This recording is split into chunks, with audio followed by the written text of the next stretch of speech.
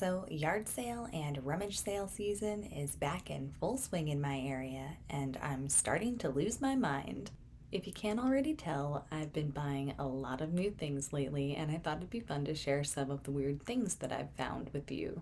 And I'll start off on the left side of the table by showing some of the things that I bought at a local townwide yard sale.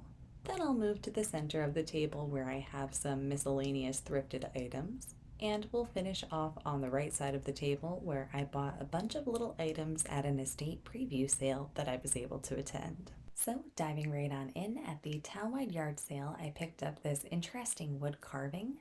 The person was asking $1 for him. There is a signature along the side, and it also has a little stamp on the back that says it was made from a piece of basswood. And even though it's definitely my style, I think I'm going to put it down at my booth at the Old Engine Works where I'm currently expanding. At a different yard sale, I also picked up this nifty back scratcher. They were asking $1 for the back scratcher, and whether I keep it or resell it, I think it was definitely worth a dollar. Then at the same townwide yard sale, I found this really neat antique advertising piece. This one is going to be really hard for me to let go of, and I wish that I could find a nice frame to go around it, but I love that it says Reading Railroad on it because I do have some family that lives in Reading, Pennsylvania, and I just think that this is a really neat piece. Then at the same yard sale that I bought the wood carving from, I found this lamp for a dollar. It did have a shade, but the shade was broken, and the twist knob on the socket is also broken, but I'm pretty confident in my ability to repair lamps. Ever since I started collecting vintage lamps, I've had to rewire quite a few, and I'm debating on whether I want to take this apart and replace the socket, or if I want to take it apart and use it for the parts. But either way, I'm pretty happy with this buy because I probably would have paid a dollar for the finial alone. At a different house, I also found this Buzz Lightyear toy for about $3. I'll put him down at my antique booth for a couple more bucks. There's a bunch of different Disney collectors who come through, so I'm excited to add him to my inventory. Another thing that I found at the townwide yard sale were some Oriental style pieces of artwork. I thought that they were quite lovely and that the details were very well done. They're made out of some nice materials, and I think they'll be good to hang down at my booth. I love the brass brackets that they have to hang from, and I think that they add a little extra elegance to them. This is the second one. I bought them as a pair for $15, and I think I should be able to make a little profit off of them. At a different yard sale, I also found this beautiful silver jewelry box for $5. It does have a lovely velvet cushion inside, and this one is also going to be hard for me to let go of. If you are also a reseller, let me know what you would mark this at. She does need a little bit of cleaning, but she's in good condition overall. That same person also had this adorable piece of Stangl pottery for sale, and I'm actually familiar with this piece because I've had it in the past and I did sell it. I was sad to let it go, so it's kind of fun to have it back again, and it was only $4. This piece is radioactive, and I didn't even have my Geiger counter with me, but I knew I could take a chance on this one. And it's got a pretty decent amount of spice for a little piece.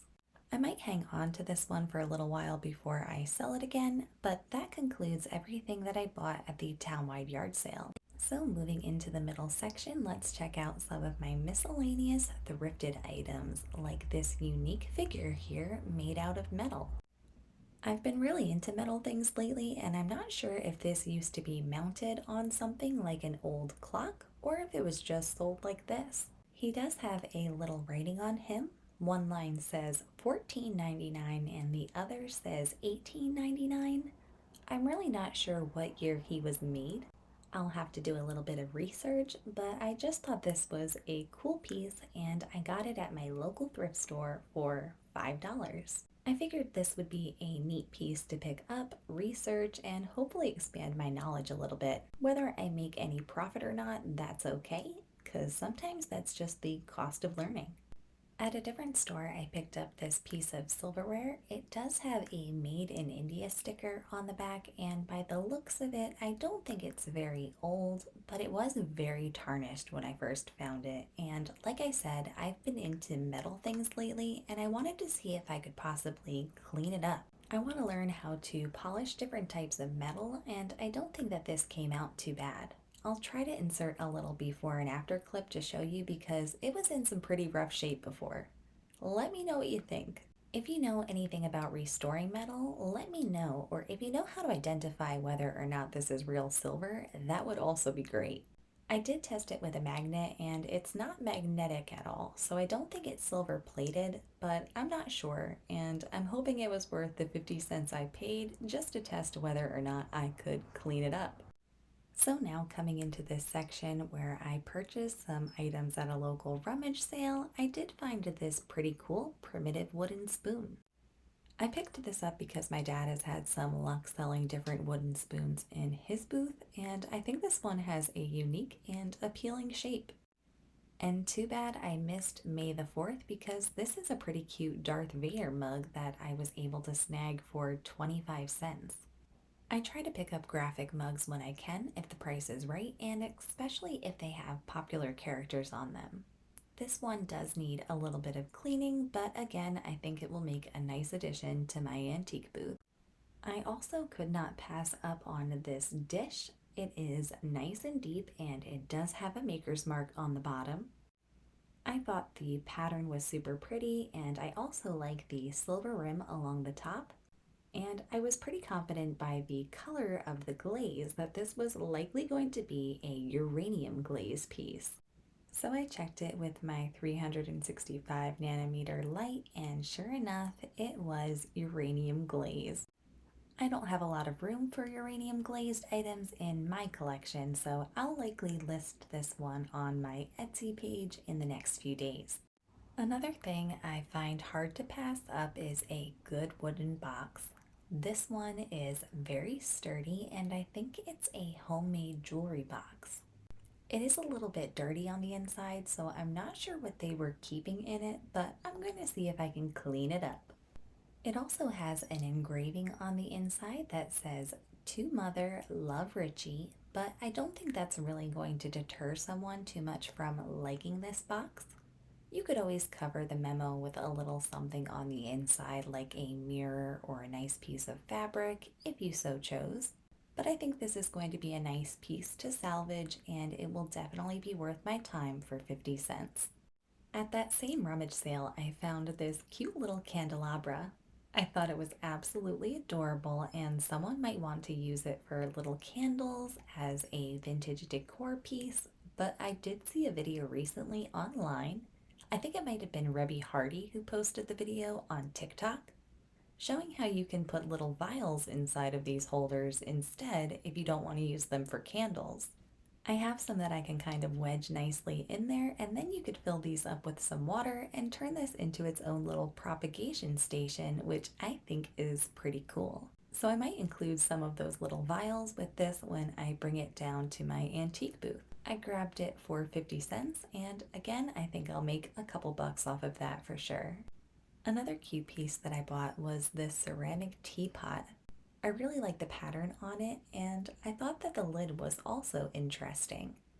It has a little reservoir on top that I think might have some sort of purpose, but the inside also has a very nice glaze.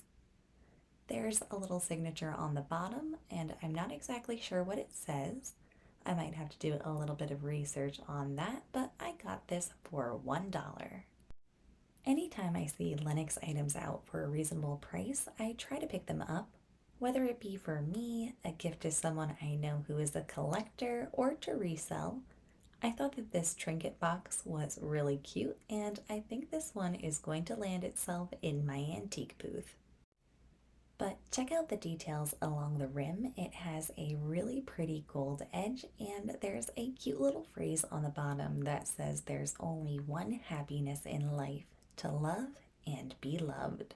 So again, another cute addition to the booth. Another thing that I grabbed was this brass sign. It's a plaque that you could mount somewhere at your front door or even on a rock by your front door, but it says 1986 on the back, so it's older than me by a couple of years, and I just thought that this was also pretty neat. And I'm not sure what kind of wood this trinket box is made out of, maybe some sort of monkey pod, but it's definitely hand carved. I love the details on this, and this is going to be another one of those pieces that's definitely hard for me to part with. It's such a unique piece, and it even has hand carved in Yugoslavia on the bottom. I picked it up for $2, and the inside is very smooth. There was another sticker on the inside that said $5, but they did honor the lower price. The lid is also very well made, and like I said, this will be hard for me to let go of, but I'll definitely put it down for a decent price. Then, last but not least from the rummage sale, I bought this funky thing. And at first, I didn't know what it was, but after some inspection and after talking with the ladies at the rummage sale, I figured out that you would plug this in, and it's not a light. You would actually open it up, and it's a warming station or a hot tray that you could put a loaf of bread in, or some rolls, or whatever you wanted to keep toasty, which I thought was really cute. And I think this will make a neat piece for someone to add to their vintage decor at home. I honestly think this is one of my cooler finds from the week, and I got it for $1. Moving down to this side of the table, these are the items that I bought at a preview of an estate sale.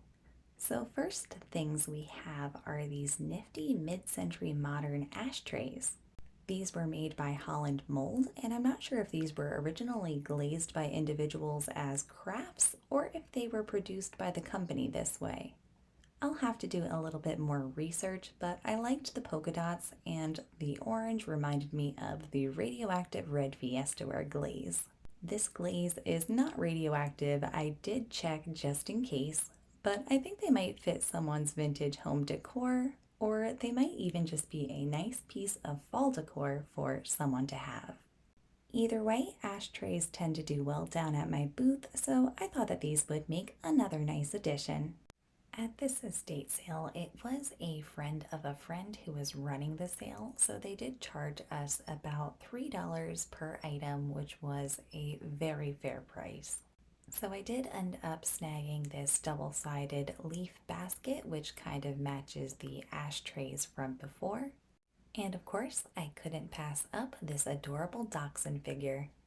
He has a very nice brown glaze, and he is a very cute mold with a sweet face, and it does have some hand-painted details along the mouth. This one is also going to be hard to let go of because I'm a sucker for cute animal figures, but I think he will make someone very happy. In addition to loving animal figures, I also love brass, so this one is going to be hard for me to let go of. I do have a lot of brass items in my personal collection. This one was made in Korea. You can see the sticker on the bottom. This is another piece that I think has some nice personality to it, and I think it's going to make a very happy customer. Here I also have a hanging wall sconce, but I'm thinking of doing the same thing with some vials so I can turn this into a little propagation station that someone could hang up by a window in their house. Again, just something a little bit different to diversify the new booth. And of course, I could not leave behind this little turquoise and brown drip glaze ashtray with a very cute shape to it. Sadly, I didn't realize that it does have a little bit of damage, so I'll likely add it to my yard sale pile instead of my antique booth. Another thing that I was pretty happy to find was this fairy lamp. Anytime I see an affordable fairy lamp, I try to grab it, and this one is pretty chunky, which is nice. Even though I try to stay away from clear glass as much as possible, I don't seem to have a problem with selling clear glass fairy lamps. So I'll be taking this one down to my booth sometime this week. Another thing that I was really excited to find was this cranberry glass basket that was made by Fenton. It is hand painted and it is marked on the bottom. It has 1996 as the year, and it was stamped with a Fenton stamp. This also says that it was number 808 out of 2000, making it a limited edition piece, which is also pretty cool. It has a beautiful twisted applied glass handle, and I think it is just stunning. Again, another piece that is hard to let go of, but I just don't have enough room to keep it in my personal collection. I also bought this adorable Fenton ring holder with an owl perched on top of a branch. They did have the box for this one, so I took the box as well. And while we're on the topic of Fenton glass, I did forget to pull this piece out for the video because as soon as I got home, it went right into my curio cabinet. This has some gorgeous hand-painted details on it, and I absolutely love the gold accents that they added to the bee wings. These flowers are also stunning, and I am in love with this piece. I'm definitely going to keep this one, and it does have a really nice glow. I am so happy to add this to my collection because I don't have a lot of Burmese glass in my collection because it tends to be pretty pricey. This basket is marked on the bottom and it says that it is number 486 out of 2,250 pieces, making this a limited edition piece as well. And I will be hanging on to it even though it is less rare than the cranberry basket because there are 250 more pieces that were produced in this pattern. But either way, I cannot believe that I grabbed this for $3, so I'm going to go put him back in my cabinet right now so that he is nice and safe. Next up in line, I know it's a little bit musty and a little bit crusty, but what we have is actually a vintage mustache or shaving mug. And I've never really paid much mind to these or noticed them much when I was out and about until I saw a creator on TikTok called The Greatest Keith who collects these along with vintage staplers and a couple of other things. I just thought that this was really cool for the price of $3. I think it's probably worth a little bit more. It does have a maker's mark on the bottom, but I have no idea what these bad boys are worth. But I just thought this was really cute, and of course the men on it have their mustaches, and this is a piece that I might also hang on to for a little bit because I think it's cool. Alright, we are getting close to the end here, and up next we have some artwork. I'm going to lay these down for a second because I also want to show you that there is a larger piece that goes with them. So this ended up being almost like a three-piece set. I'm not sure if they were intended to be a set, but they are all very similar. And they're all very pretty. So just a bit of a closer look at each of these paintings. I do not know if they are actually watercolor and hand painted on the inside. I'd have to open them up to check, but they're likely some sort of print. I just thought that these were very whimsical looking, and I do wonder if they were made by the same artist. It does look like one has some sort of signature that I can look up, so maybe we can figure out who made these or even how old they are. Then hiding on top of this container here, I did also buy 3 geometric mirrors. I thought about hanging these up in my own hallway at home, but I think I am going to take them down to my antique booth. And my last silly item that I bought is actually a vintage sewing box, or at least that's what they were using it for. But my idea is to try to use it as a little cooler when me and my hubby go fishing. I'm thinking about putting some ice and drinks down in the bottom section and then keeping the sandwiches and snacks up here in the upper section so that they don't get all soggy and wet. And since this was only $3, I think I'm getting my money's worth out of it even if we only use it once or twice. So all in all, I think I might have gotten this for a little cheaper than $3 each. I know that I spent about $40 for everything that I got at the estate sale, and I likely got more than 13 items, which would equate to a little over $3 each for the items. So I think mathematically I paid a little bit less than $3 an item, but either way, I'm very happy with these purchases. But let me know what you guys think in the comments below. Let me know what your favorite item was from the haul, or let me know about something cool that you bought recently. As always, thank you guys so much for watching and happy hunting!